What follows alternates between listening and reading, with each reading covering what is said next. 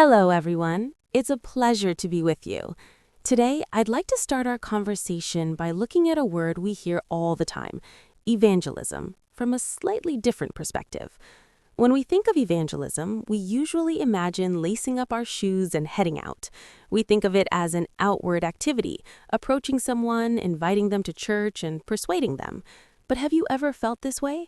Sometimes when your own heart feels like a battlefield and your inner storehouse feels empty, saying you'll be happy if you believe in Jesus can feel strangely hollow. So today, I want to ask you this.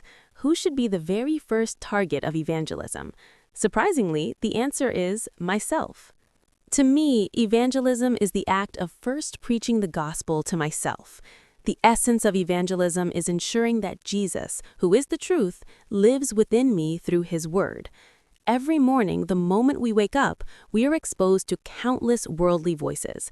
We are constantly attacked by false messages like, you need more, you can't fall behind others, or you are worthless. In those moments, we must evangelize to ourselves. We need the process of persuading and surrendering our stubborn, anxious egos to the word, saying, no, the truth is here. Jesus is my Lord again today. Is the word of truth actually operating inside me? Am I being governed by that word? This fierce inner struggle is the evangelism field that must take priority. If I haven't been won over by the truth myself, how can that truth go out into the world with any power? As this internal evangelism continues, a remarkable principle begins to work, the principle of accumulation and overflow. Evangelism isn't something you squeeze out by force. The word of truth must be stacked, layer by layer, in the storehouse of your soul. Sometimes this process might feel tedious, or it may seem like nothing is happening, but that's not true. Just as groundwater fills up deep beneath the earth after a long drought, this time spent accumulating the word of life is the most dynamic period of preparation.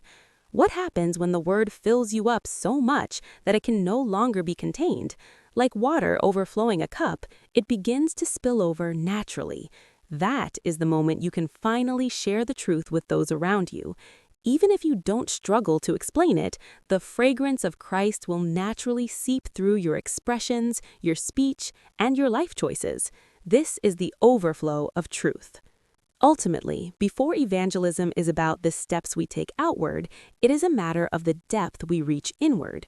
It begins and ends with me first enjoying freedom in the truth and becoming a person who finds happiness in that word.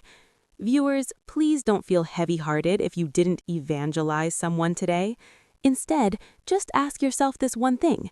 Did I preach the gospel to myself today? Is the Jesus inside me ruling over me through his word? Focus on filling your inner storehouse with the truth. Look forward to the day when that word overflows and naturally reaches the people beside you.